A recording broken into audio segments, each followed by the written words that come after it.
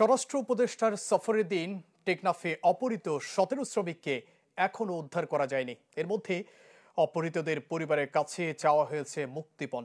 এতে চরম উৎকণ্ঠায় স্বজনরা।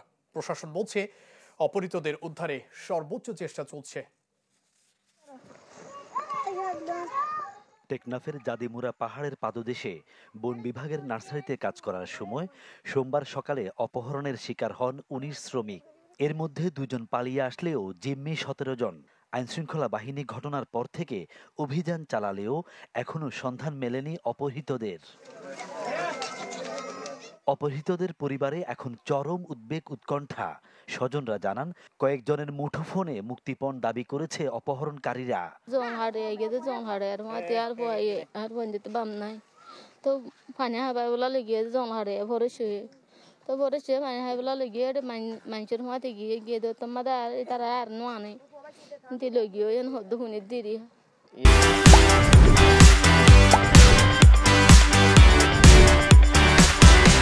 ইয়ার আগে ১ সপ্তাহ আগে আইয়ে না এটা সিওলগিরা বাতুন গুজছিল আর কিন্তু ন দেখি গুড়াগাড়া পোয়া চাই হয়ে দেয় তুলি তারা গিয়ে জনার পরে আজি আইয়ে না ঘুরি ফেলাই যদি মানুষের শরীর বিলিয়ে ন জানে জল হাইটে গিয়ে দিই তারা ন জানি তারা জল হাইটে যাদের তো দূর দূরে নিকে লগিয়ে দিব। প্রশাসন বলছে অপহৃতদের উদ্ধারে আইনশৃঙ্খলা বাহিনী সর্বাত্মক চেষ্টা চালাচ্ছে। ধরার চেষ্টা চলছে অপহরণকারীদের। আমাদের জাদিমুরার পশ্চিমে যে পাহাড় আছে সেখান থেকে বন বিভাগের শ্রমিকরা কাজ করছিল, সেখানে বেশ কয়েকজন শ্রমিককে আসলে অপহরণ করে নিয়ে যাওয়া হয়েছে। এই বিষয়ে এপিবিএন, পুলিশ, বন বিভাগ এবং আমাদের ক্যাম্প ইনচার্জের সিআইসি উনি এখন অপারেশনে আছেন। এটি এখনো চলছে।